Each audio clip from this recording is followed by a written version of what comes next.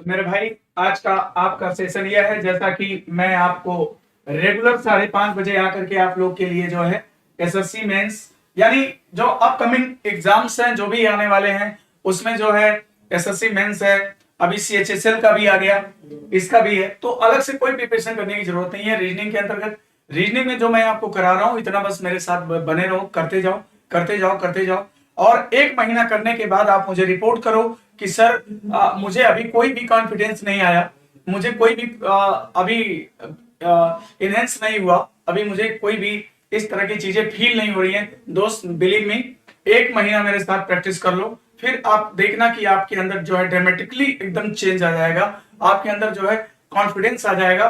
तो मैं उम्मीद करता हूं कि आप लोग 5:30 बजे मेरा वेट करते हैं, मैं हाजिर हूं। और चलिए अब हम लोग जो है जल्दी से स्टार्ट करते हैं सेशन को, ठीक है। अब आज का क्वेश्चन देख सकते हैं आप, ये देखो। चलो सब लोग क्वेश्चन बनाओ तो जल्दी से, ये ब्लड रिलेशन से शुरुआत करते हैं। चलिए क्वेश्चन करिए फटाफट जल्दी से।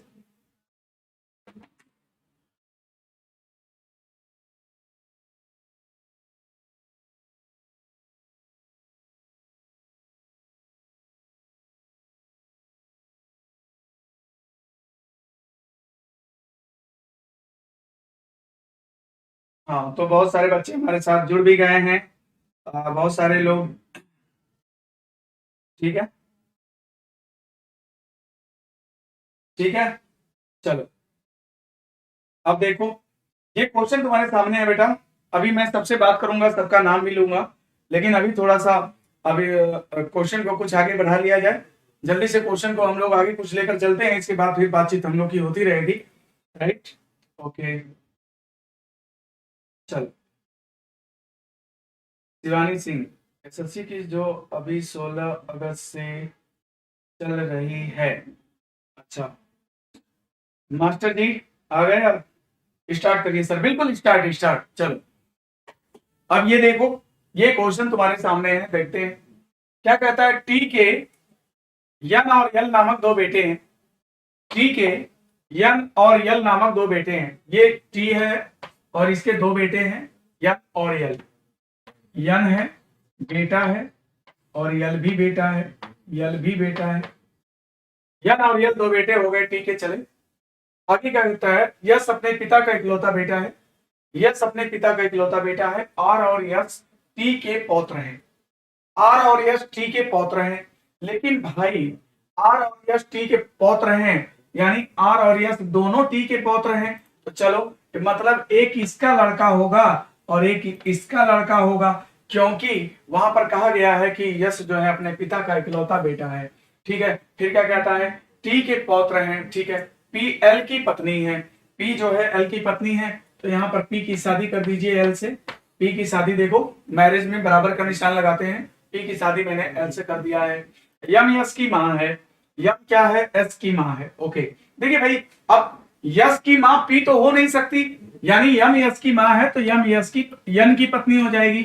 यम जो है यन की पत्नी हो जाएगी, और यश की मां है तो यश यहाँ पे आ जाएगा और इनकी ये मां हो जाएगी। अब क्या कहता है कि आर और यश टी के पौत्र हैं, तो अगर आर को आप यहाँ पे बना लेते हैं तो टी का पौत्र हो जाएगा, टी का पौत्र हो जाएगा, ठीक है ना। उनके बेटे का बेटा ही तो पौत्र होता है ना। अब क्या कहता है, यन यश की मां है, ठीक है। यन आर से किस प्रकार संबंधित है, मतलब एन का आर से क्या संबंध है। तो देखो, यन का आर से क्या संबंध है, ये इसका क्या है, पिता है, और पिता का भाई है। पिता का भाई क्या लगता है, चाचा लगता है। से का की तरफ चलेंगे तो आंसर दोस्तों क्या आएगा, अंकल। यानी इस क्वेश्चन का जितने बंदे ने आंसर दिया होगा ना, अंकल चाचा दिया होगा ना, उनका आंसर बिल्कुल सही है, राइट। चाचा आंसर सही है। क्या आप लोग आंसर कर रहे हैं, आंसर कर रहे हैं ना भाई। हाँ, चाचा आंसर करेक्ट है, चाचा करेक्ट आंसर होना चाहिए इसमें, चाचा। हमेशा आंसर से का की तरफ दिया जाता है, इस बात का ध्यान रखना। यन आर से किस प्रकार संबंधित है, मतलब how is N related to R. देखो क्या लिखा है, how is N related to R. N का आर से क्या संबंध है, तो हमेशा से का की तरफ चलते हैं, तो आंसर से का की तरफ दोगे ना बेटा तो चाचा ही मिलेगा। पिता का भाई चाचा होता है, आंसर चाचा सही है, अंकल बी। अगला क्वेश्चन करें, जल्दी से आ जाओ। अब देखो, अब देखो, क्वेश्चन नंबर 2 करते हैं, जल्दी से करो चलो इस क्वेश्चन को। चलो इस क्वेश्चन को फटाफट जल्दी से करिए सब लोग। क्या कहता है, किसी विशिष्ट कूट भाषा में सुप्रभात को ये लिखता है, लॉजिक क्या लगा रखा है जरा देख लिया जाए। 19 2 21, 21 2 23, 16 2 18, 5 2 7, 18 2 20, 23 2 25, 2 3, 19 2 21, 8 2 10, यानी दो दो सब में जोड़ गए। बहुत ही पुअर सवाल है, बहुत ही इजी सवाल है, तो कोई भी लगा लेगा। चलो दो जोड़ो, 2 1 3, 14 2 16 पी, 20 2 22 बी, 9 2 11 के, 19 2 21 यू, 5 2 7 जी, 16 2 18 आर, 20 2 22 बी, 9 2 11 के, 3 2 5 ई। बेटा आपका आंसर ये बनेगा। तो देख लो किसमें है ये, CPV के यू, CPV के यू, GRR तो होगा नहीं, तो ये दोनों तो हो नहीं सकते। CPV के यू, GRB के ई, GRB के ई, आंसर ए करेक्ट है। तो क्या आप लोगों ने भी आंसर ए दिया है? ए, इस क्वेश्चन में आंसर ए करेक्ट होगा। ए करेक्ट है। अरे बहुतों ने बी मार रखा, कौन सा आंसर दे रहा भाई, आंसर ए करेक्ट है। ठीक है, बी करेक्ट है बेटा, बी। हाँ बी, कौन बी दे रहा है? ए करेक्ट है यार, देखो ये मिलाओ, CPV के यू, CPV के यू, GRB के ई, GRB के ई, ये आंसर करेक्ट है। बी कौन दे रहा भाई? मिला के देख लो, डबल आ रहा है वहां पे। डबल आर कहां पे आ रहा है? डबल आर कहां पे आ रहा है भाई? डबल आर कहां आ रहा है? सही है। अगला, चलिए अगले अगले क्वेश्चन पे आ जाइए, जल्दी से करते हैं। अगले क्वेश्चन पे आ जाइए, देखो क्वेश्चन नंबर 3 है। इसमें क्या कहता है देखते हैं फटाफट जल्दी से। ये देखो यहाँ पर क्या कहता है कि भाई इसका मान 11 लिखा हुआ है, कौन करेगा? चलो आई एम वेटिंग, जल्दी करो, फटाफट करो, जल्दी से बताओ भाई आंसर क्या होगा। यदि किसी निश्चित कूट भाषा में फ्रस्ट्रेशन फ्रस्ट्रेशन को लिखता है 11, तो टॉपिकल को 7 लिखता है। अब आपको पूछ रहा है, यानी कि दो दो एग्जाम्पल दे रखा है।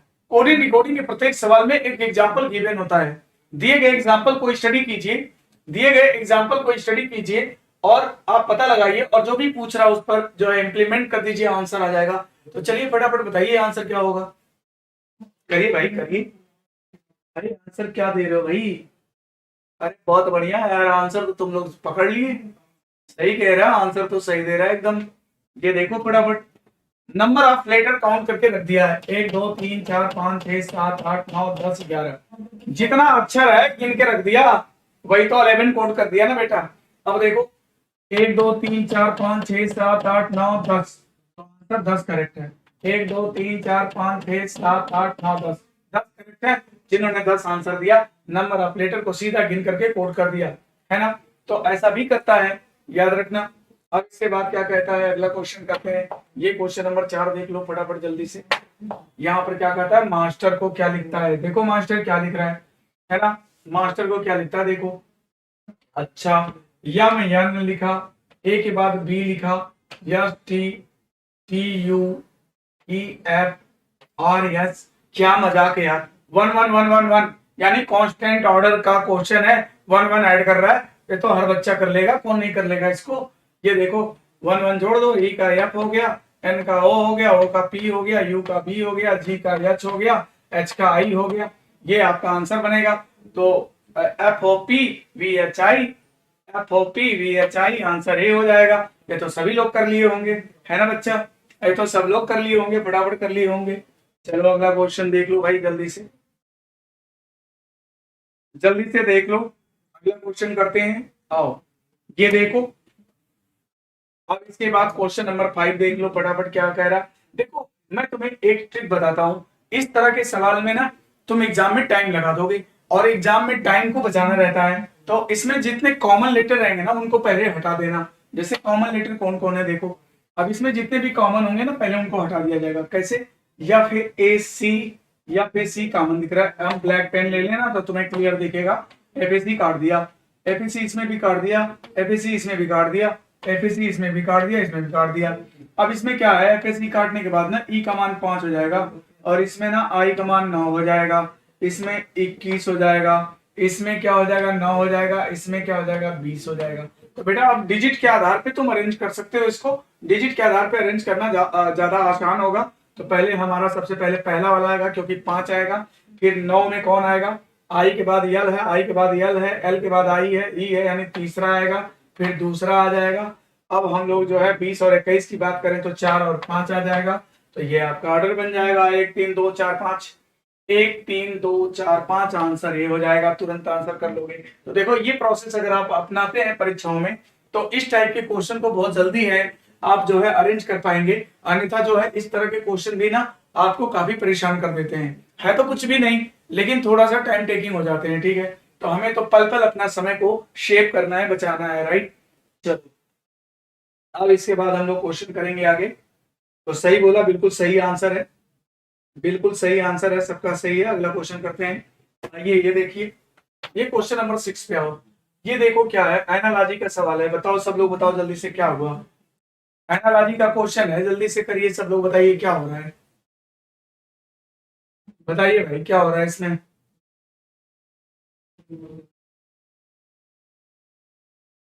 एनालॉजी का सवाल है, जल्दी से बताओ क्या हो रहा है। देखो अब इसमें क्या करना, एनालॉजी का प्रॉब्लम जब भी सॉल्व करना तो क्या करना कि इसके नीचे लिख के ऐसे सॉल्व किया करो। मैं बता रहा हूँ, ये देखो कभी भी एनालॉजी सॉल्व करो ना तो ऐसे करो, GARDEN। अब इसको नीचे लिख लो, EBPEBCO,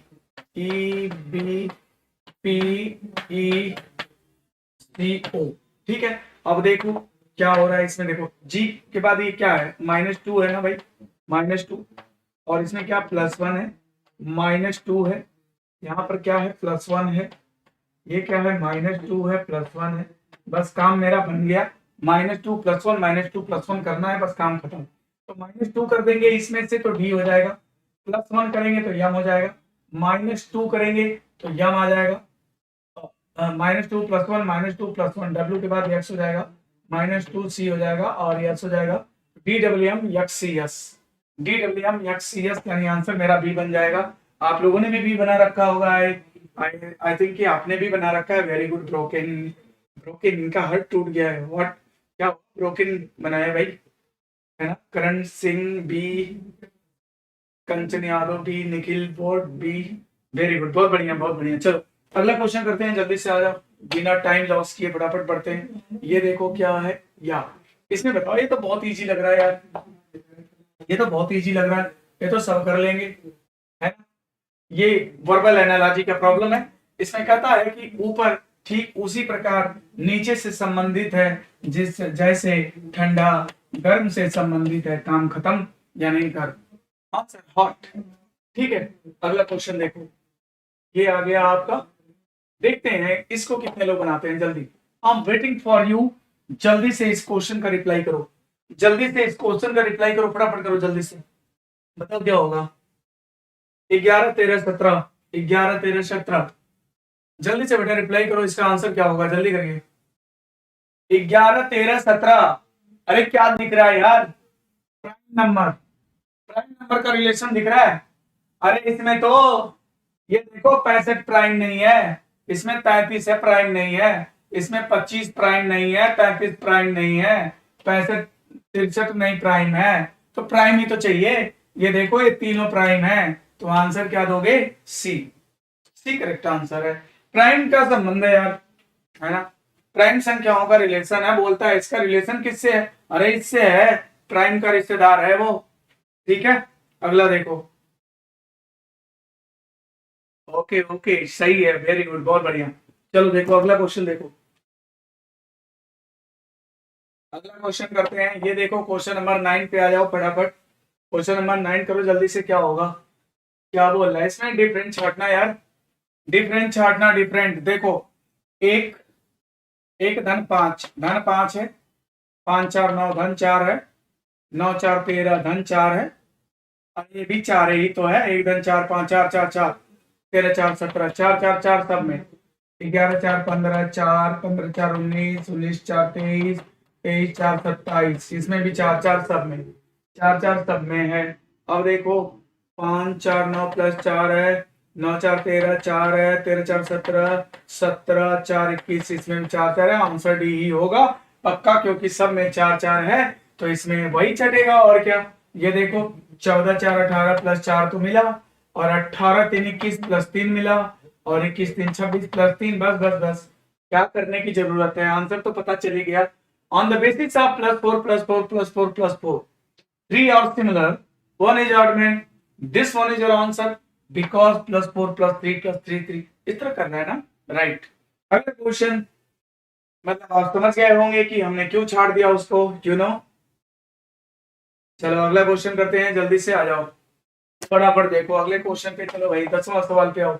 ये सवाल बनाओ, बनाओ तो देखते हैं। चलो अभी तो मैंने धुआंधार बहुत सॉल्व कर दिया, 10 क्वेश्चन कर दिया है ना, बिना टाइम लगाए आपको 10 क्वेश्चन, तो बड़ा इजी इजी था।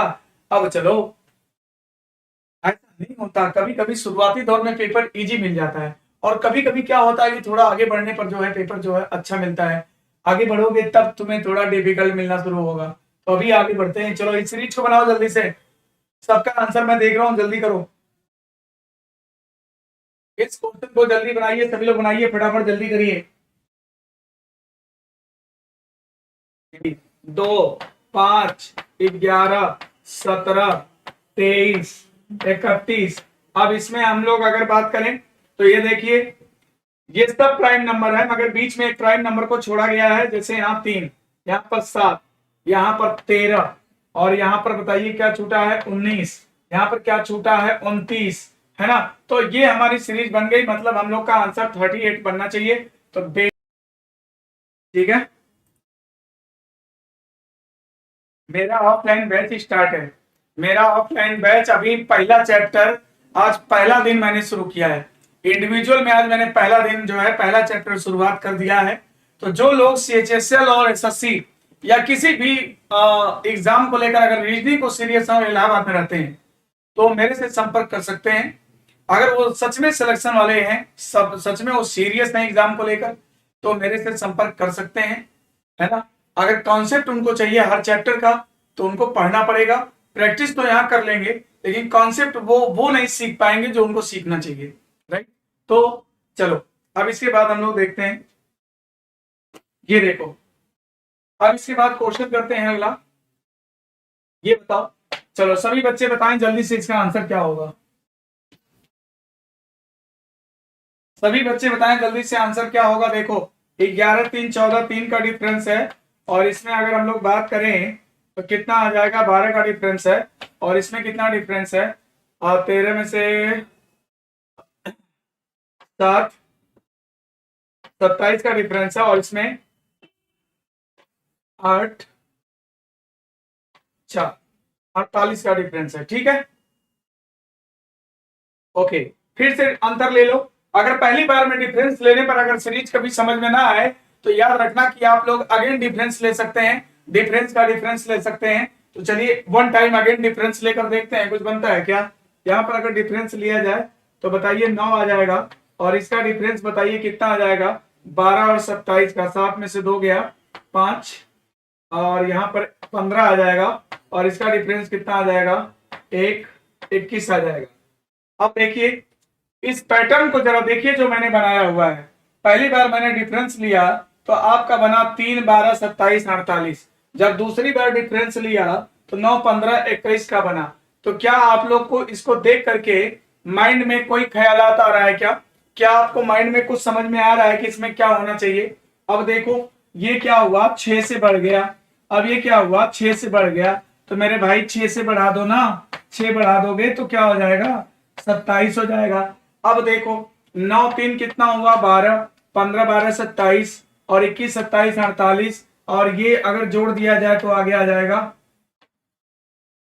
75 70, 75, ओके 75 आ गया। और 75 को, अब इसको देखो, इसको जोड़ा तो ये आया, इसको जोड़ा तो ये आया, इसको जोड़ा ये आया, इसको जोड़ा ये आया, 75 इसमें जोड़ो आंसर आ जाएगा 176 आंसर आ जाएगा, है ना। तो ये आपका आंसर हो जाएगा 176, answer will be B, B answer correct होगा। क्या आपने बी दे रखा है क्या बच्चा, बी दे रखा क्या, ओके। कंचन यादव, ब्रोकेन, अजय यादव, अनिल श्रीवास्तव, कनक सिंह, देखो आंसर बी करेक्ट आंसर है। ओके, करिश्मा यादव 11 का बी।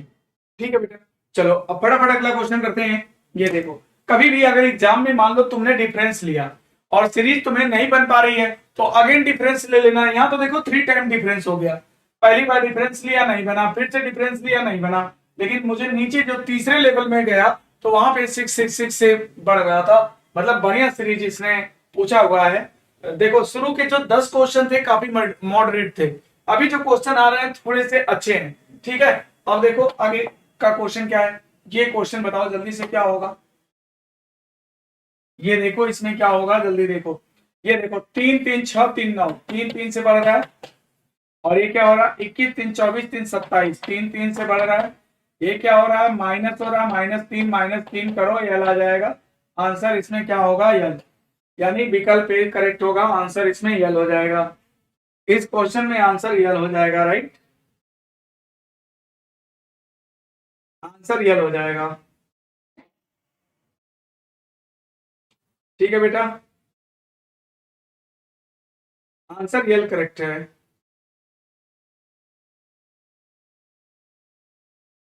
चलो अगला क्वेश्चन करें जल्दी फटाफट।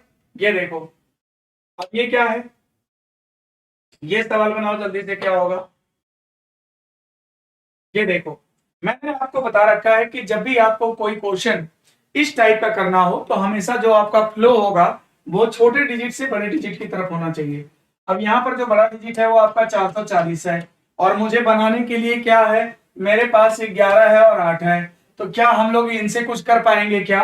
ये देखो 11 का भाग अगर 440 में दे दिया जाए तो 11 चौक 44 40 आएगा, और 40 में अगर हम लोग अपनी तरफ से 5 से भाग देते तो 8 आ जाएगा। क्या हम आगे भी प्रोसेस को अप्लाई कर सकते हैं क्या। ये देखो 9 का भाग अगर हम लोग दे दें तो 60 आ जाएगा, है ना। 540 में 9 का भाग दोगे 60 आ जाएगा, और 60 में अगर 5 से गुणा, सॉरी 5 से अगर भाग दिया जाए तो 12 आ जाएगा। ठीक है, तो सेम ईयर उसी तरह से मुझे यहाँ पे करना है। ठीक है, तो उसी तरह से मुझे यहाँ पे करना है। तो बताइए, मान लो कि यहाँ पर यक्स है, ठीक है, तो यहाँ पर अगर यक्स है तो मैं इसे कैसे सॉल्व करूं। सबसे पहले जैसे x में मुझे क्या करना पड़ेगा, 7 से भाग देना पड़ेगा, जो भी आएगा फिर उसमें मुझे क्या करना पड़ेगा, 5 से भाग देना पड़ेगा, है ना। तो फिर क्या करना पड़ेगा, बराबर कितना होना चाहिए, 14 के होना चाहिए। बराबर कितना होना चाहिए, 14 के होना चाहिए। ठीक है, तो यहाँ पर कितना आ जाएगा, 5 बराबर 14, और 14 से गुणा कर दिया जाएगा, है ना। 14 5 70, 49 490, आंसर कितना आ जाएगा, डी आ जाएगा। 490 आंसर डी करेक्ट होगा। डी करेक्ट है कि नहीं भाई बोलो, डी करेक्ट आंसर है, डी पहले ही बता रखा आप लोगों ने, वेरी गुड, बहुत बढ़िया। ठीक है, ओके अगला क्वेश्चन करें। ये देखो, अब देखो ये क्वेश्चन देखो, क्वेश्चन नंबर 14, ये तो इजी है, इसको तो बना सकता है, तो जल्दी हो जाएगा। कुछ क्वेश्चन तो बहुत ही मॉडरेट है, इसमें तो कोई प्रॉब्लम ही नहीं है। देखो ए के बाद बी, बी के बाद सी, सी के बाद डी, अब देखो डी के बाद ई, एफ जी, क्या ही करना है तो बच्चा भी कर लेगा, एफ जी एच आई, इसमें तो कोई दिक्कत ही नहीं, डी जी आई, है ना। डी जी आई आप लोगों ने भी कर लिया होगा, तो इसको बताने का कोई मतलब नहीं है, आगे बढ़ते हैं। ये देखो कोई अच्छा मिलेगा तो रुक जाएंगे। ये अच्छा है, इसको बताओ। ये डाइस का प्रॉब्लम है, डाइस का प्रॉब्लम है। आपको क्या बोलता है, कहता है उन पासों का चयन करें जिन्हें दिए गए सीट को उस पर बनी रेखाओं पर मोड़ कर बनाया जा सकता है। मतलब इसको फोल्ड करके इसमें से कौन कौन से पासे आप फॉर्म कर सकते हैं, ये आपको बताना है। तो बेटा सबसे पहले मैंने आपको बताया था कि any dice content 3 pairs of opposite faces. किसी भी पासे में, किसी भी पासे में आपको बता दें कि किसी भी पासे में विपरीत सतहों के 3 जोड़े होते हैं। किसी भी पासे में क्या होते हैं, विपरीत सतहों के 3 जोड़े होते हैं। ठीक है, ओके अब देखो,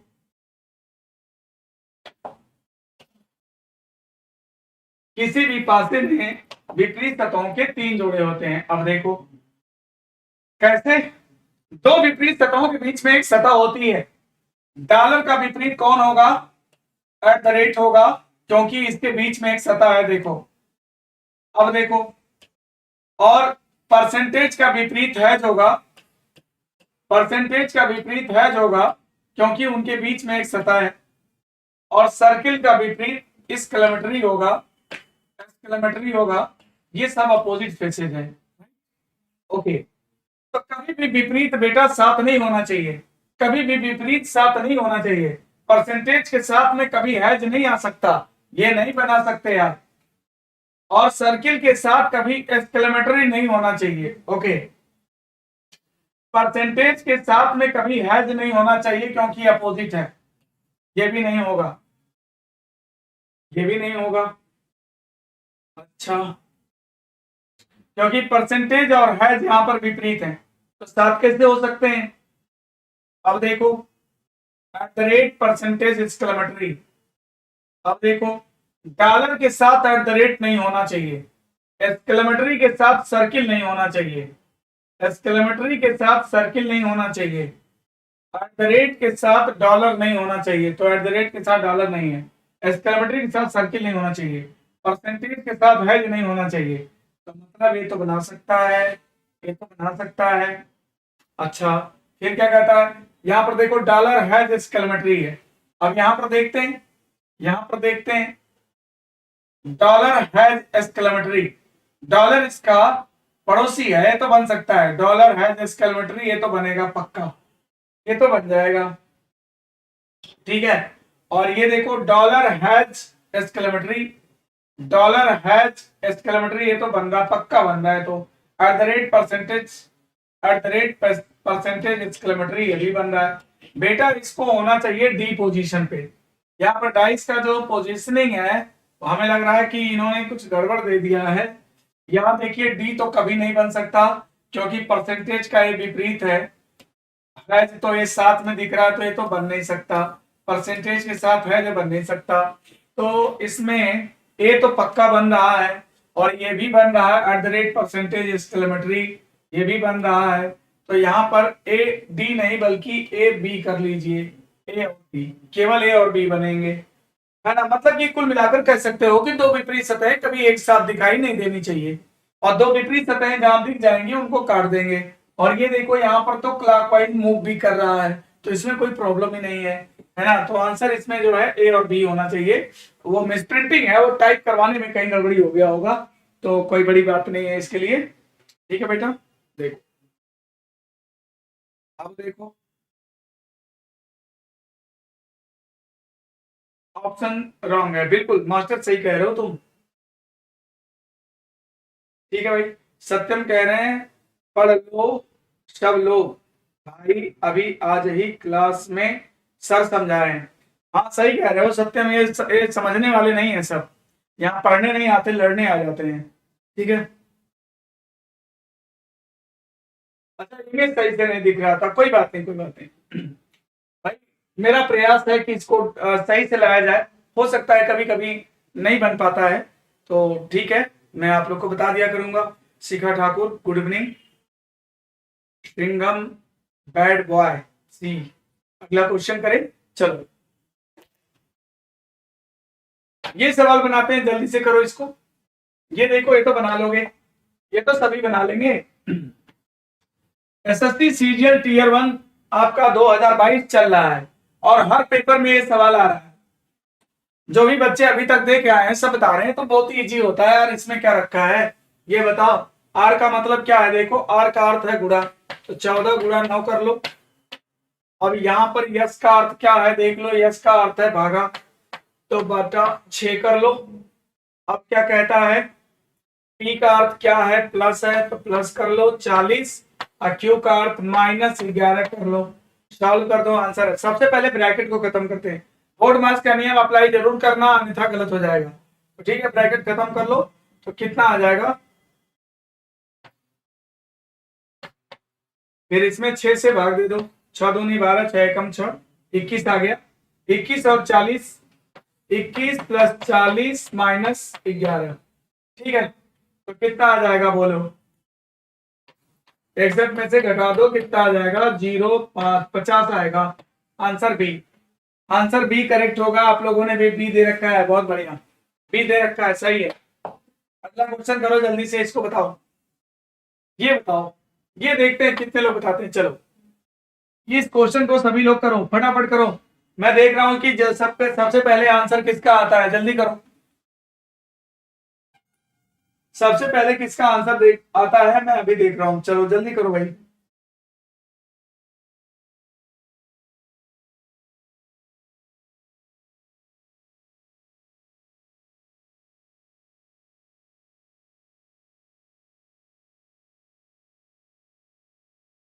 अच्छा कौन सा नहीं दिखता?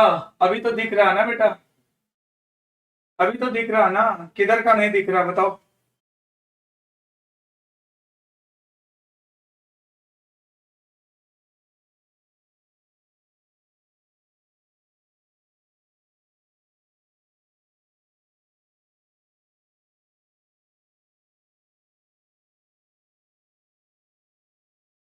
रजनी वर्मा, विनय वर्मा, मुझे पहचान रहे हो आप? कौन पहचान रहा भाई?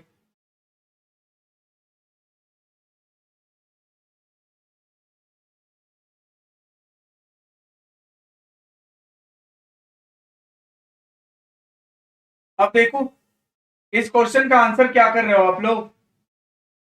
अच्छा सभी लोग जो जो क्वेश्चन कर रहे हैं, ये अर्थमेटिकल रीजनिंग का क्वेश्चन है। अब इधर देखो कैसे करेंगे इस क्वेश्चन को।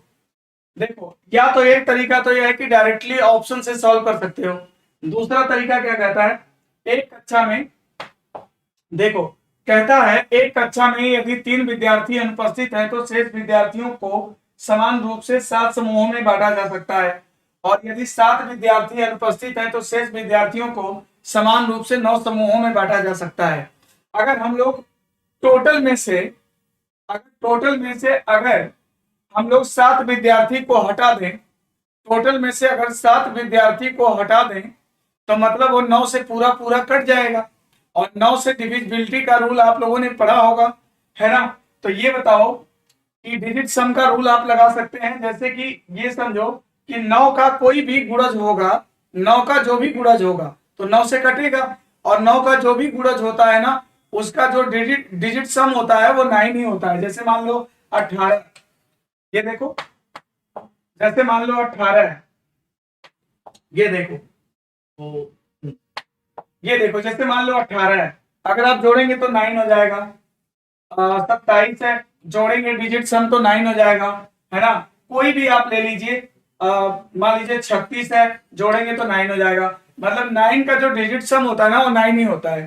तो ये बताओ कि टोटल विद्यार्थी पूछा है, तो 7 विद्यार्थी को हटा दो तो जो शेष बचेगा वो 9 से पूरा पूरा कटेगा, यानी 9 का क्या होगा, मल्टीपल होगा। तो 9 के जितने भी मल्टीपल होते हैं उनका डिजिट सम कितना होता है, 9 होता है।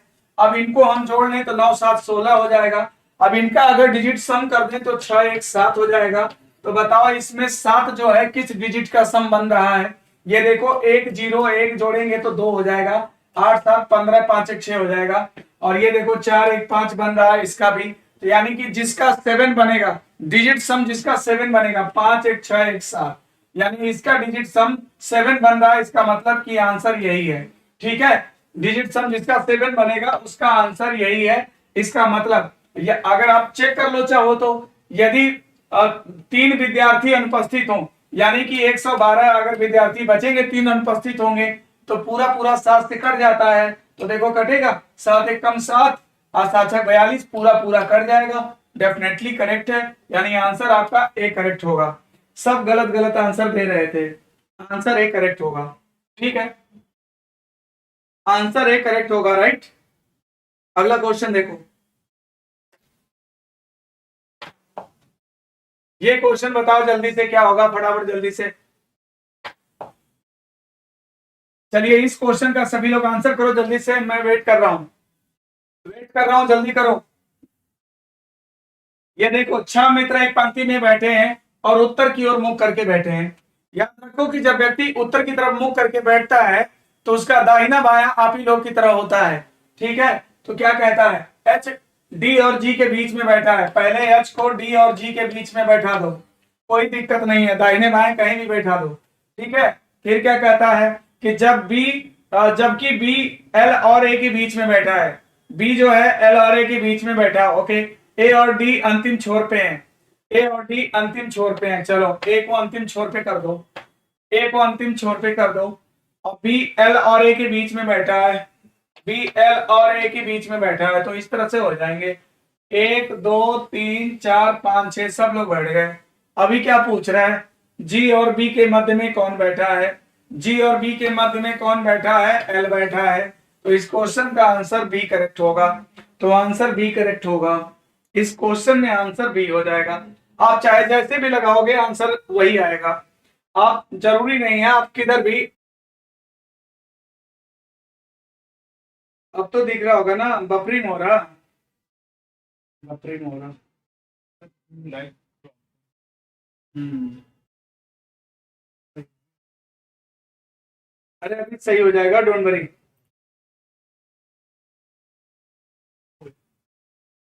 अरे सही हो गया होगा, जल्दी करो बेटा, सही हो गया होगा यार, करो करो करो, क्वेश्चन बनाओ जल्दी से।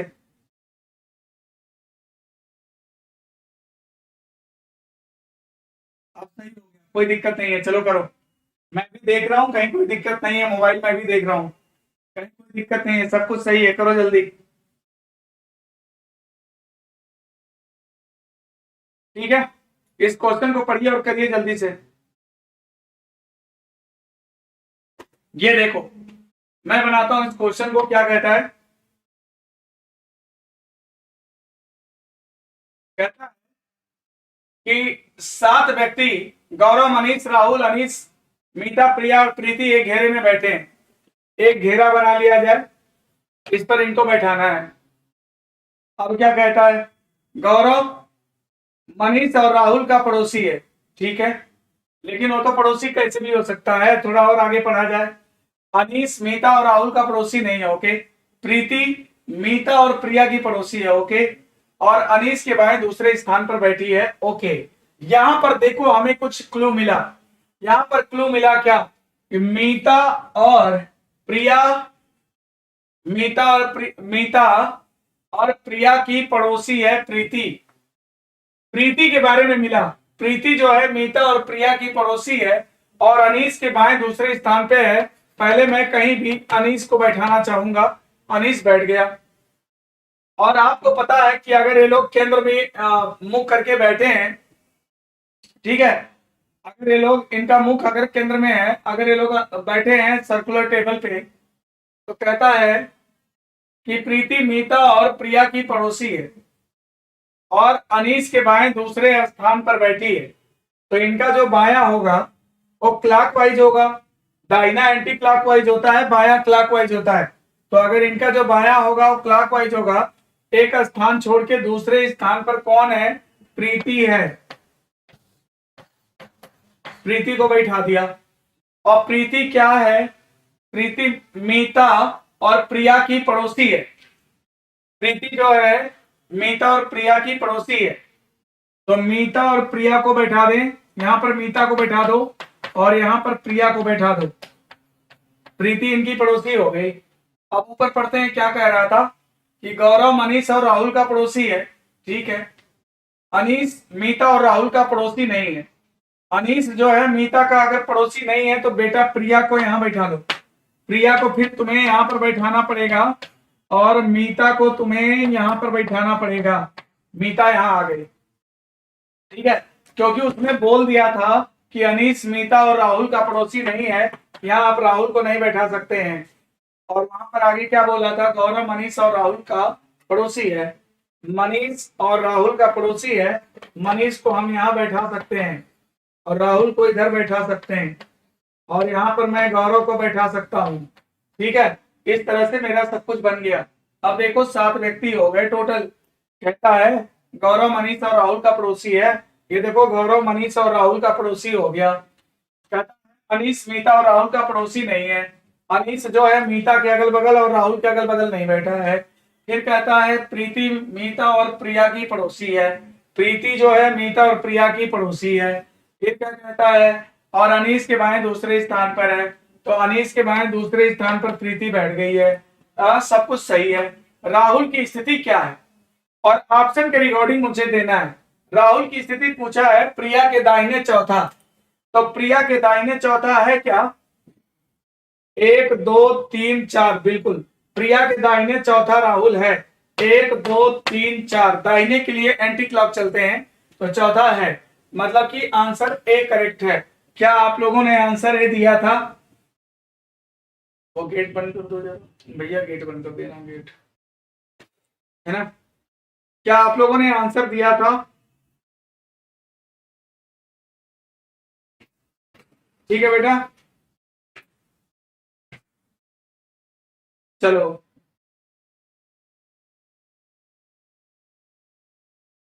अब देखो, अब इसके बाद क्या करना है, यानी इसका आंसर ए आ रहा है। ठीक है, अब देखो अगला क्वेश्चन, इसका बताओ क्या होगा, फटाफट जल्दी से, इसका क्या होगा, जल्दी करिए।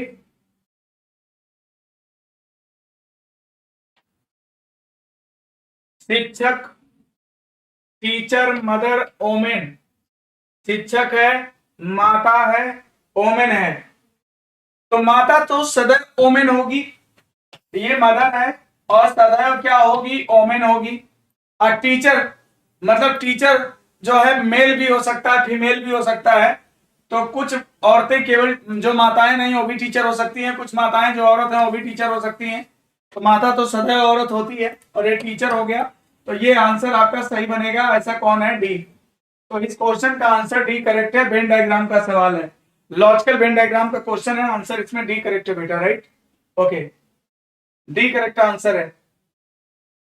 और मास्टर क्या दे दिया आंसर? तो बी, अरे ये तो 20 का ये बता दिया यार, तू गलत बता रहा है यार। ये कहां से बता दिया मास्टर? हाँ, ये कहां से होगा? इनको तुम क्या बताओगे भैया? टीचर क्या माताएं नहीं हो सकती? टीचर क्या औरतें नहीं हो सकती? ये तो पूरा गलत है। आंसर डी करेक्ट है। अगला देखो, हर्षिता, है ना, डी करेक्ट है। अगला देखो, इस क्वेश्चन को करें अगला। ये देखो, ये सिलाग का क्वेश्चन है, और सिलाग तो आप लोग बहुत अच्छे से जानते हो, सिलाग तो आप लोग को बहुत अच्छे से आता है ना। फटाफट करो इसको। ये देखो क्या होगा, सभी कंप्यूटर क्या है, डेस्कटॉप है। सभी कंप्यूटर क्या है, डेस्कटॉप है। देखो,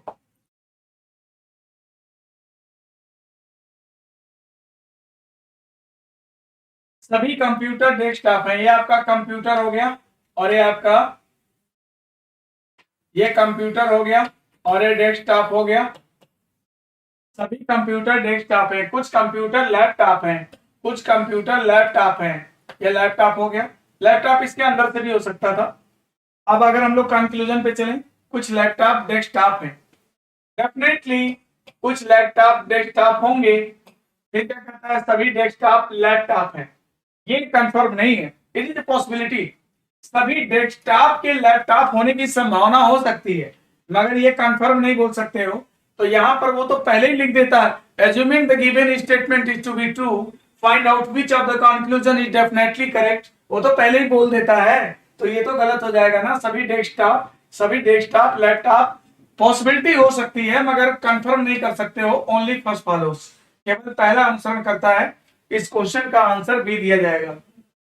तो जिन बच्चों ने बी दिया उनका आंसर करेक्ट है। क्या आप लोगों ने बी दे रखा है? राइट, बहुत सारा बी पड़ा हुआ है, बहुत सारे लोगों ने बी दे रखा है। बहुत बढ़िया। Afsar Ali B, Shikha Rai B, Singham bad boy B. Okay, अगला क्वेश्चन करें। ये देखो, इस पर आ जाओ। ये अब आपका सवाल आ गया, ये मिरर इमेज का सवाल है। मैं बता दूं, ये तो दिख रहा होगा। कुछ बच्चे कहते हैं, जैसे मान लो कि बहुत लाइट हो जाता है, कभी कभी आकृतियां बहुत लाइट बन जाती हैं, तो नहीं कर पाते हम लोग, यहाँ विजुअल नहीं हो पाता है प्रॉपर तरीके से। मगर यहाँ पर देखो, यहाँ पर क्या है, मिरर इमेज बनाना है। यदि दर्पण को दी गई आकृति की बाईं और दाईं ओर रखा जाए, ओके, तो याद रखना कि ये जो आपका चित्र बनेगा, इसमें जो एरो है ना, इसका मुंह इधर रहेगा, ठीक है। और ये जो बनाया रहे ना यहाँ पे, तो याद रखना कि ये जो बनेगा ना ऐसे, इसका ये साइडेड एरिया ऊपर की तरफ रहेगी यहाँ पे, ठीक है। और ये जो बनेगा ना यहाँ पे, ये इसका, वो तो जस का तस रहेगा, वो पलट भी जाएगा तो ऐसा ही दिखेगा। ये इसका मिरर इमेज दोस्त बनेगा। तो देख लो ऐसा कौन है। ये तो कभी हो ही नहीं सकता भाई, खतरनाक है तो। और कौन हो सकता है? ये भी नहीं हो सकता। इसका ये एरिया यहाँ पे होना चाहिए, देखो यहाँ पे नीचे है, तो ये भी गलत हो जाएगा। और क्या हो सकता है, और क्या हो सकता है? देखो इसका तो एरो ही गलत है, तो ये भी गलत हो जाएगा। यानी आंसर इसमें डी करेक्ट है। तो जिन बच्चों ने इस क्वेश्चन का आंसर डी दिया होगा उनका आंसर राइट है। ये मिरर इमेज का क्वेश्चन है। मिरर इमेज में हॉरिजॉन्टली चेंज होता है बेटा, मिरर इमेज में क्षैतिज परिवर्तन होता है, ऊर्ध्वाधर परिवर्तन नहीं होता है। ठीक है, ओके, डी आंसर करेक्ट है। अगला क्वेश्चन देखो, ये बताओ क्वेश्चन नंबर 23। ये प्रॉपर तुमको दिख नहीं रहा होगा, शायद दिख रहा है क्या? ये वाली आकृति, उस विकल्प का चयन करें जो दी गई आकृति में अंतर्निहित है। इनमें से कौन सी आकृति उसमें अंतर्निहित है बताना है। ये ऑप्शन कौन सा अंतर्निहित है, यहाँ पर कौन सा अंतर्निहित है, कौन सा अंतर्निहित है? ये तो बाहर निकला हुआ है, ये तो बाहर निकला, ये तो आंसर नहीं हो सकता। ये तो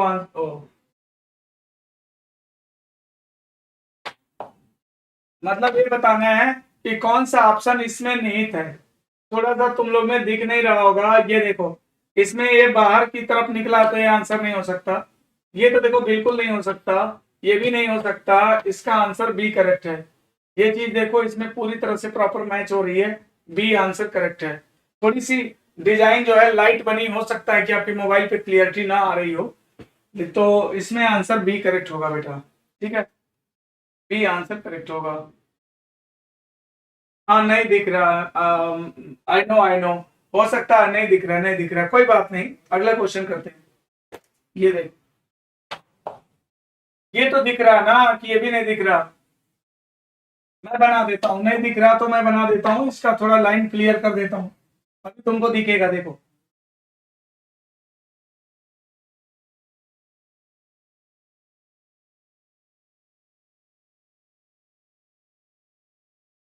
चलो, जहां हल्का था मैंने बना दिया, जहां पर हल्का था मैंने बना दिया। आप बताइए, अब तो सबको दिख रहा होगा ना, मैंने बना दिया फिर से।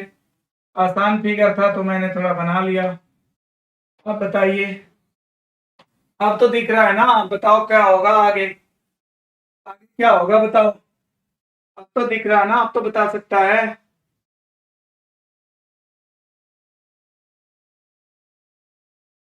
फटाफट करो जल्दी से। बी, क्या बता रहे हैं आप लोग? आकाश पाल सी, अजय यादव सी, सत्यम सी, शिखा राय सी, मास्टर सी, पूर्णिमा राव सी। चलो देखते हैं। अब देखो, अगर इसको हम लोग एंटी क्लॉकवाइज 90 डिग्री घुमा दें ऐसे हो जाएगा, एंटी क्लॉकवाइज 90 डिग्री घुमा दें ऐसे हो जाएगा, एंटी क्लॉकवाइज 90 डिग्री घुमा दें तो ऐसे हो जाएगा। ठीक है, ऐसे हमारा ऑप्शन होना चाहिए। ऐसा कौन है? एक ही विकल्प तो है, answer C. Very good very good, answer सबका सही सही है, सही है सी। आप लोगों ने सही आंसर दिया था, राइट, सही है भाई, बिल्कुल सही है। अगला क्वेश्चन करें। ये देखो, ये क्या है? पढ़िए जरा, क्या लिखा है, पढ़िए।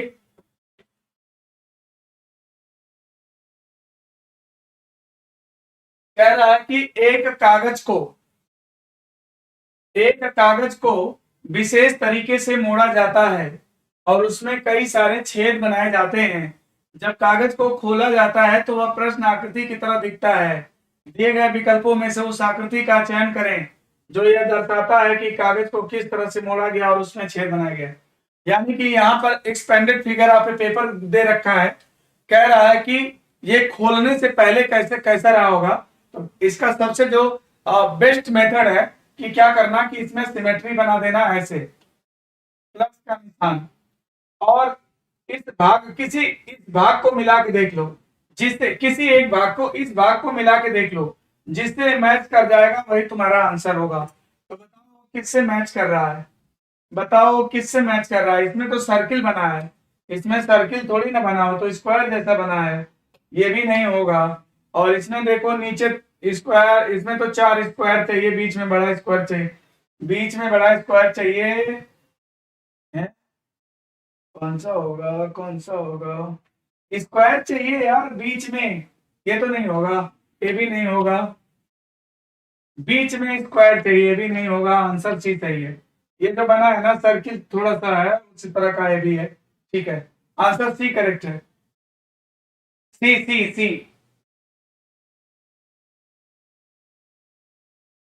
करिश्मा यादव, अजय कुमार भारती, प्रज्ञा सोनकर सी, प्रांजल श्रीवास्तव, आकाश पाल सी, सही है सही है। अगला क्वेश्चन देखो,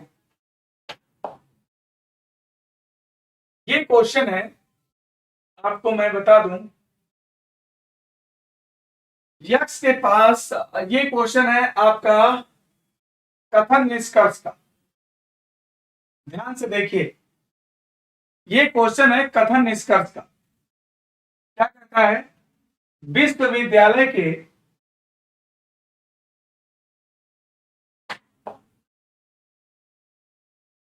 ये लॉजिकल क्वेश्चन है, लॉजिक है।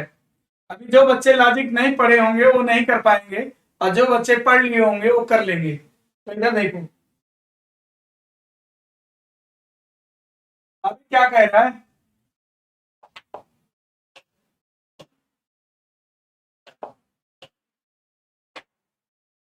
कह रहा विश्वविद्यालय के सभी प्रोफेसरों के पास डॉक्टरेट की डिग्री होती है। यक्स एक महिला प्रोफेसर है। इसमें जो भी कथन में बात कही गई है उसे आपको सही मानना है। निष्कर्ष आपका मॉडरेट होना चाहिए, एक्सट्रीम लेवल पर नहीं जाना चाहिए। कुछ कीवर्ड्स होते हैं जो कि कंक्लूजन के अंदर नहीं होने चाहिए, अगर ऐसा कंक्लूजन आ जाएगा तो गलत हो जाएगा, है ना। देखो, और तुमको क्या करना है यहाँ पर क्योंकि, इसलिए, दो मैं आपको वर्ड बता रहा हूं जो कि कीवर्ड है ना। ये आपको निष्कर्ष वाले सवाल को सही करने में हेल्प करेगा। देखो, पहले आप क्या करेंगे, स्टेटमेंट को पढ़ेंगे, फिर इसलिए लगा करके निष्कर्ष को पढ़ेंगे, कथन को पढ़ेंगे, क्योंकि लगा करके निष्कर्ष को पढ़ेंगे। अगर आपका निष्कर्ष उस स्टेटमेंट से अगर प्रॉपर कोरिलेट हो जाता है तो समझ लो सही है, और नहीं होता तो गलत है। और याद रखना कि ये हमारे सामाजिक, राजनीतिक, धार्मिक, आर्थिक आधार पर ये क्वेश्चन बनाए जाते हैं, ये हमारे मानवीय मूल्यों को प्रभावित करते हैं। अब इस क्वेश्चन को देखिए क्या कह रहा है, विश्वविद्यालय के सभी प्रोफेसरों के पास डॉक्टरेट की डिग्री होती है। यक्स एक महिला प्रोफेसर है, तो इस बात से क्या निष्कर्ष निकलता है, भाई सुनो, जितने भी प्रोफेसर होते हैं ना उनके पास डॉक्टरेट यानी पीएचडी की डिग्री होती है। और कहता है कि यक्स एक महिला प्रोफेसर है, तो बताओ इस बात को सुन के तुम्हें क्या रिजल्ट निकाल पा रहे हो कि यक्स के पास, यक्स प्रोफेसर अगर महिला प्रोफेसर है तो यक्स के पास डॉक्टरेट की डिग्री है कि नहीं, होनी चाहिए। अगर वो बोला है कि यूनिवर्सल सभी प्रोफेसर के पास होता है, तो अगर वो एक्स भी प्रोफेसर है, महिला हो तो पुरुष हो, उससे क्या फर्क पड़ता है, तो उसके पास भी होनी चाहिए। यानी कि यहाँ क्या लिखा है, यक्स के पास डॉक्टरेट की डिग्री नहीं है, ये बात गलत है। इस स्टेटमेंट से हम नहीं निकाल पाएंगे ये बात कि उसके पास डिग्री नहीं है। यानी कि वहां लिखा विश्वविद्यालय के ऑल सभी प्रोफेसरों के पास डॉक्टरेट की डिग्री होती है, और यक्स महिला प्रोफेसर है तो डिग्री होनी चाहिए, और ये कह रहा है नहीं, इसका मतलब गलत, केवल पुरुष प्रोफेसरों के पास डॉक्टरेट की डिग्री होती है। एक जो है थंब रूल जान लो कि keywords only, each every, only, all, always, either और नाइदर नॉट। अगर ऐसे वर्ड्स अगर तुम्हें कंक्लूजन्स के अंदर दिखाई देंगे तो कंक्लूजन्स गलत हो जाएगा। यहाँ पर केवल लगा है, उसको एक्सट्रीम लेवल पे ले जाता है और ये उसे गलत कर देता है। केवल पुरुषों के पास डॉक्टरेट की डिग्री है, ये गलत है, मतलब both conclusions will be wrong, यानी दोनों गलत होगा। तो ना तो पहला ना तो दूसरा अनुसरण करता है, मतलब इस क्वेश्चन का आंसर सी दिया जाएगा, राइट। ओके, इस क्वेश्चन का आंसर सी दिया जाएगा, दोनों गलत। और बहुत सारे बच्चे सही भी दिए हैं, हाँ सही दिए हैं, दोनों गलत होगा, ठीक है। चलो अगला क्वेश्चन करें। देखो अगला क्वेश्चन करें। अब क्या कहता है,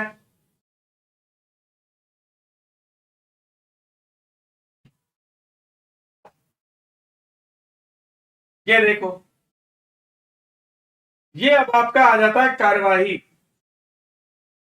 ये सवाल है कार्यवाही वाला। आप बन जाओ प्रशासनिक अधिकारी, आप बन जाइए प्रशासनिक अधिकारी और सोचिए कि आपको, आपके सामने कोई समस्या है तो आप किस प्रकार से एक्शन लेंगे। कोर्स ऑफ एक्शन की हिंदी होती है कार्यवाही। तो कथन और कार्यवाही के बीच में दो प्रकार का संबंध होता है, एक समस्या समाधान संबंध है ना, समस्या का समाधान संबंध मतलब कि प्रॉब्लम सॉल्विंग रिलेशन होता है, समस्या है उसका समाधान निकाला जाए, सॉल्व किया जाए। और दूसरा होता है कि दूसरा होता है स्थिति सुधार संबंध मतलब कि सिचुएशन इंप्रूवमेंट। तो अगर कोई सिचुएशन क्रिएट हो गई है तो उसमें हम स्थिति को सुधारने का प्रयास करेंगे, कार्रवाई हमारी ऐसी होनी चाहिए। कोई समस्या आ गई है तो समस्या को जड़ से खत्म करने की कोशिश करेंगे, कार्रवाई ऐसी होनी चाहिए। सुनो, कार्रवाई करते समय ना लाभ देखा जाता है। अगर 1% का भी लाभ किसी कार्रवाई से हो रहा है तो कार्रवाई वैलिड होती है। लेकिन एक चीज तुम्हें ध्यान रखना पड़ेगा कि जब तुम कोई कार्रवाई करते हो तो उसका निगेटिव असर नहीं होना चाहिए। अगर नकारात्मक प्रभाव आता है ना तो वो गलत कार्रवाई मानी जाएगी, राइट। चलो चलो, अब तुम बन जाओ अधिकारी, अब तुम बन जाओ जज और बताओ अगर तुम जो है कार्रवाई करते तो क्या करते। विश्वव्यापी अत्यधिक मंदी के कारण सभी इंजीनियरिंग ग्रेजुएटों के लगभग 26% लोग बेरोजगार हो गए हैं। मंदी कैसी है, पूरी वर्ल्ड में मंदी है जिसके कारण 26% इंजीनियर जो हैं वो बेरोजगार हैं।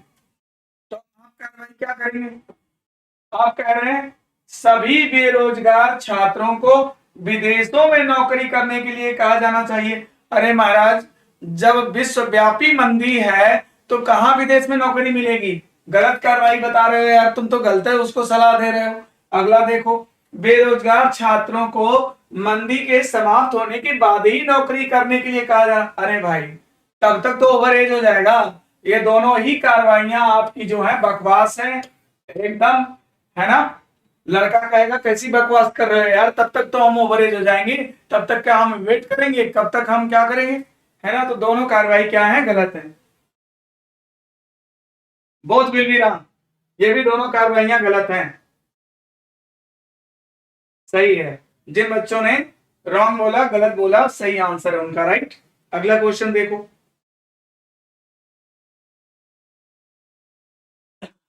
अगला क्वेश्चन करें। ये देखो, ये क्वेश्चन तुम्हारा है पूर्व धारणा का, एजम्पशन का। पूर्व धारणा या एजम्पशन। देखो पूर्व धारणा किसकी होती है, पूर्व धारणा हमेशा स्टेटमेंट कर्ता की होती है। जो व्यक्ति स्टेटमेंट देता है पूर्व धारणा भी उसी की होती है। जैसे मान लो हम अच्छा पढ़ा रहे हैं तो क्या सोच के पढ़ा रहे हैं कि बच्चे जो है खूब सारा लाइक करेंगे, है ना, हमारी पॉपुलैरिटी बढ़ेगी, ये हमारा एजम्पशन है। हम अच्छा पढ़ा रहे हैं, लोग हमें खोजते हुए हमारे पास आएंगे, हमारे अकेडमी में एडमिशन लेंगे, है ना। तो ये हमारा एजम्पशन है। तो किसी भी चीज को हम लोग जो भी एक्शन करते हैं, जो भी काम करते हैं ना, तो हमारा उसके पीछे लॉजिक काम करता है। एजम्पशन पूर्वानुमान, पूर्व धारणा, जो पहले से धारणा कर लो वही तो है पूर्वानुमान, पूर्व धारणा। इधर देखो, राज्य सरकार ने राज्य सरकार ने नगर पालिका कर की अदायगी में चूक करने वाली सभी हाउसिंग सोसाइटियों के लिए माफी की योजना की घोषणा की है और सोसाइटी को तुरंत 6% देय राशि का भुगतान करने कर बिना जुर्माना अपनी स्थिति नियमित करने के लिए कहा है। मतलब कि भाई बहुत सारे लोग हैं वो टैक्स दे जमा ही नहीं करते, हाउस टैक्स तो जमा ही नहीं कर रहे हैं। अब क्या होगा, सरकार फिर क्या करती है, बहुत ज्यादा टैक्स बकाया हो जाता है तो स्कीम ले आती है और कहती है लोगों से कि चलो यार तुम्हारा कर्ज माफ कर देंगे, तुम पूरे का 6% जमा कर दो। तो अब सरकार बताओ, ऐसी स्कीम आप लोगों ने भी देखा होगा कि बिजली की बिल माफ कर दिया जाता है, हाउस टैक्स माफ कर दिया जाता है। बहुत सारे लालची ना इसीलिए टैक्स नहीं जमा करते हैं कि जब हमारा माफी आएगा तब हम लोग जमा करेंगे, सरकार कुछ ना कुछ तो माफ करेगी।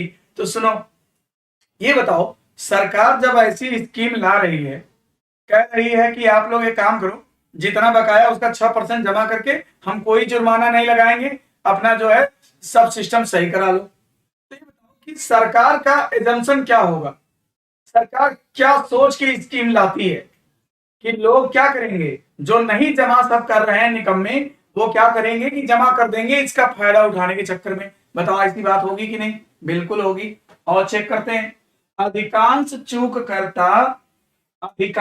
चूक करता हाउसिंग सोसाइटी अब माफी योजना का विकल्प लेकर अपनी देय राशि अदा करेंगे। बिल्कुल, सरकार तो यही सोच के ले आई है पॉलिसी कि अधिकांश लोग जो है इस योजना का लाभ उठाएंगे और टैक्स को जमा करेंगे।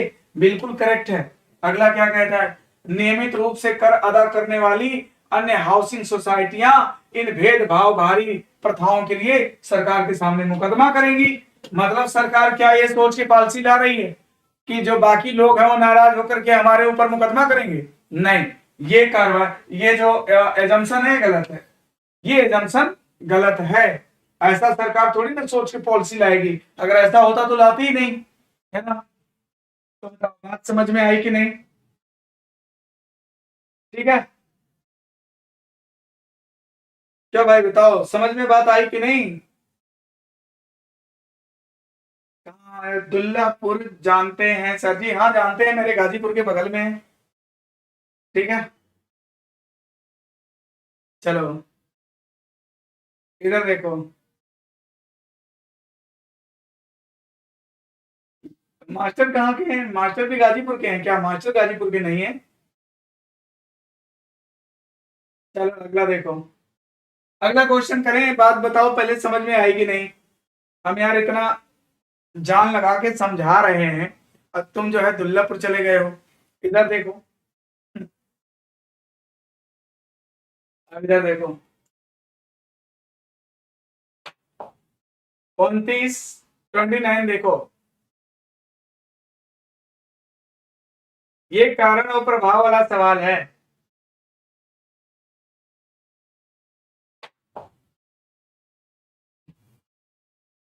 देखो, कारण और प्रभाव में जो सवाल आता है उसमें आपको दो स्टेटमेंट दिया जाता है, आपको क्या करना होता है उसमें सीक्वेंस को डिसाइड करना होता है। अगर आप सीक्वेंस को डिसाइड कर लेते हैं तो जो उसमें पहले आता है वो आपका कारण बनता है, काज बनता है, और जो बाद में आता है वो उसका इफेक्ट बनता है, प्रभाव बनता है। तो आपके सामने यहाँ पर दो स्टेटमेंट लिखा गया है और यहाँ पर कहा रहा है कि देखिए उत्तर दीजिए, यदि कथन फर्स्ट कारण है, कथन सेकंड उसका प्रभाव है। बी तब देना है जब कथन सेकंड कारण है, कथन फर्स्ट प्रभाव है। सी तब देना है जब दोनों स्वतंत्र कारणों के प्रभाव हों।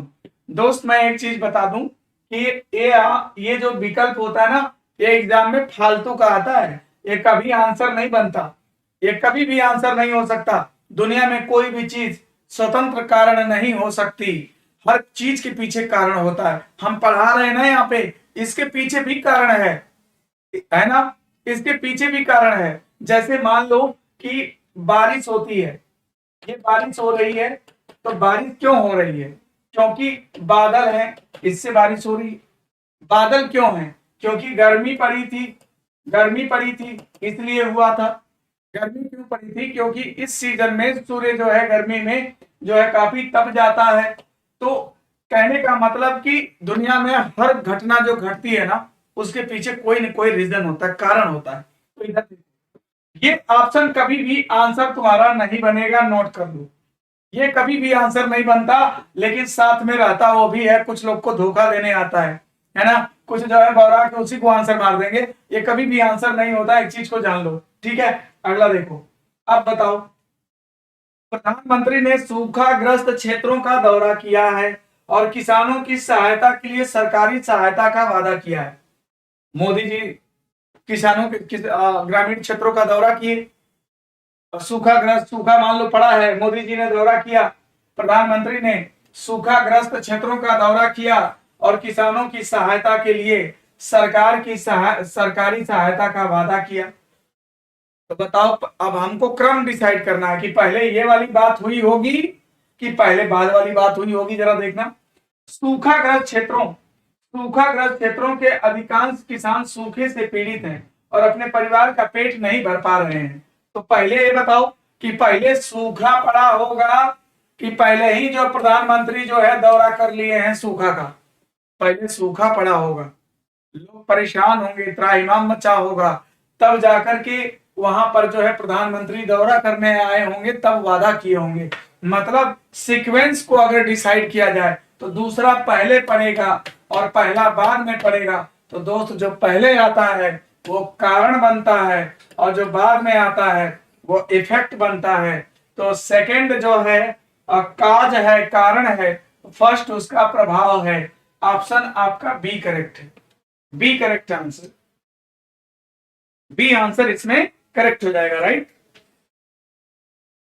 देखो, ये CHSL और SSC मेंस दोनों के लिए मैं पढ़ा रहा हूं और ये मैं लगातार लगातार पढ़ाऊंगा। और जो बच्चा मेरे से जुड़ा रहेगा डेफिनेटली 1 महीने बाद उसका पूरा जो है बदल जाएगा, पूरे उसके अंदर चेंज आ जाएगा, कॉन्फिडेंट आ जाएगा, देख लेना, ठीक है।